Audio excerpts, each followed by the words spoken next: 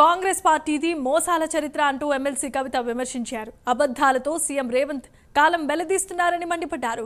కాంగ్రెస్ పరిపాలనలో తెలంగాణ 100 ఏళ్లు వెనక్కి వెళ్లిందన్నారు. ఎన్నికల సమయంలో ఇచ్చిన ఏ ఒక్క హామీ కూడా నెరవేర్చలేదని తెలిపారు.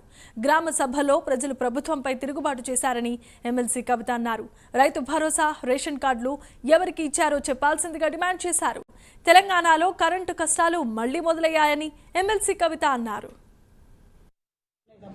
ఇవాళ రైతులు మళ్ళా యూరియా కోసం లైన్లు కట్టే పరిస్థితి, మళ్ళా కరెంట్ ఎప్పుడు ఉంటుందా ఎప్పుడు పోతుందా అని ఆలోచన చేసే పరిస్థితి, ప్యాకేజ్ 22 కాళేశ్వరం కంప్లీట్ కానటువంటి పరిస్థితి, ఏ చెరువు కూడా ఎక్కడ కూడా ఏ ఒక్క ఆఫీసర్ గాని నాయకుడు గాని వచ్చి పట్టించుకోని పరిస్థితి, మొన్నటి బతుకమ్మ అయితే కనీసం చెర్లకాడ చెత్త తీసి లైట్ పెట్టలేనటువంటి పరిస్థితి, ఏ ఒక్క చిన్న పని కూడా ఏదైతే అవ్వకు తాతకు పెన్షన్ ఇస్తామని చెప్పిండ్రో ఎవరికి కూడా పెన్షన్ డబుల్ చేయని పరిస్థితి, ఇప్పటికీ గవే కేసీఆర్ ఇచ్చిన పైసలు వస్తున్నాయి తప్పితే కొత్తగా కాంగ్రెస్ వాళ్ళు వచ్చి ఇస్తున్నటువంటి డబ్బులు ఏమీ లేవు.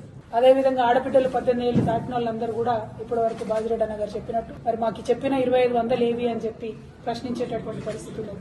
అంటే అలవి గాని హామీలు ఇచ్చి ప్రజలను మోసం చేసి నిన్నటికి నిన్న గౌరవనీయులు మన స్పీకర్ గారు, అసెంబ్లీ స్పీకర్ గారు మాట్లాడుతున్నారు, మేము ఆర్థిక పరిస్థితి తెలిసి తెలియక వాగ్దానం చేసినామంట.